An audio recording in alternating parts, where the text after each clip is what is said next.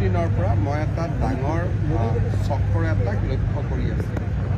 সেইটো হ'ল যে মেডিকেল ইঞ্জিনিয়াৰিং আৰু CBSE পৰীক্ষাৰ আগত ল'ৰা ছোৱালীসকলক চেণ্টাৰ চেঞ্জ কৰাই দিয়া হয় আৰু কিছুমান নিৰ্দিষ্ট স্কুললৈ লৈ যোৱা হয়।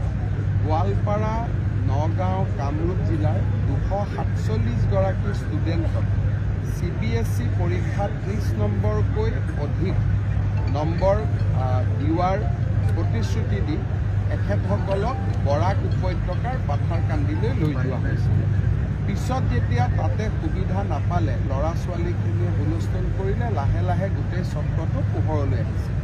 আৰু এইটো CBSEতে সীমাবদ্ধ নাথাকে, এইটো মেডিকেল এণ্ট্ৰেঞ্চ পৰীক্ষাটো চলি থকা ডাঙৰ এটা ফ্ৰড এটা আমাৰ সন্মুখলৈ আহিব। মই আগতে কৈ আছোঁ যে এই মানুহজন বহুত ডাঙৰ ফ্ৰড হয়। History is all about fraud. আমাৰ অসমৰ কিছুমান বুদ্ধিজীৱীক তেওঁ নিজৰ অধীনলৈ লৈ আহি এটা মানুহক বিপথে পৰিচালিত কৰাৰ প্ৰচেষ্টা ইমান দিনে চলাই আছিলে। লাহে লাহে কথাবোৰ ধৰাত পৰিব। অসমত যাতে এডুকেশ্যনটোক এখন বজাৰলৈ ৰূপান্তৰ কৰা নহয়, তাৰ বাবে আমি প্ৰচেষ্টা কৰিম।